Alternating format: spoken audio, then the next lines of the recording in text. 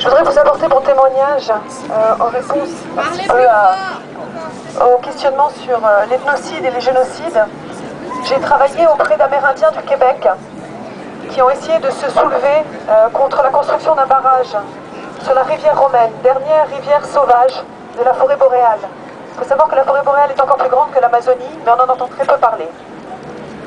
Le problème des peuples amérindiens d'Amérique du Nord, c'est qu'ils ont été parqués dans des réserves. Ils ont été dépossédés de leurs moyens d'existence et de leurs moyens de survie. Ils vivent du bien-être social, équivalent du RMI français ou du RSA. Aujourd'hui, ces peuples ont un niveau de vie qui correspond en termes de taux de suicide, en termes de mortalité infantile et en termes de maladies chroniques, équivalent aux pays les plus pauvres du monde.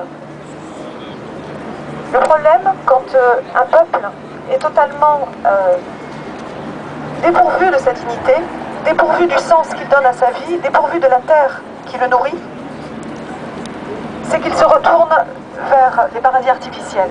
Ces peuples sont alcoolisés, drogués en grande majorité, et le peu d'entre eux qui essayent de se battre contre la dépossession de leurs terres et contre la destruction des forêts n'arrivent plus aujourd'hui à être majoritaires.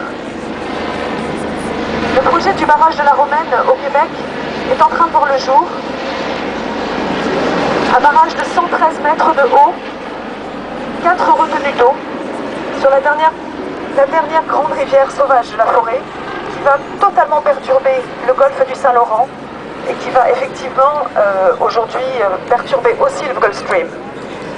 Donc en réponse à la question sur génocide ou ethnocide, ce qu'il faut savoir dans la colonisation américaine, c'est que l'ethnocide programmé des populations amérindiennes amène à feu étouffé, tout doucement, dizaines d'années par dizaines d'années, à la mort de ces populations d'une façon ou d'une autre.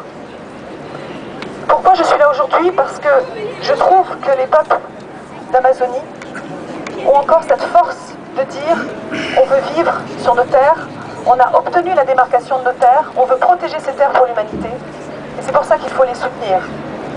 Parce que je vous assure qu'il est vraiment terriblement triste de voir des populations qui ont des savoirs traditionnels extraordinaires céder sous la pression des gouvernements économiques et voter oui à des référendums en échange de sommes colossales de dollars qui vont être investis dans la drogue et dans l'alcool et dans la destruction de ces communautés.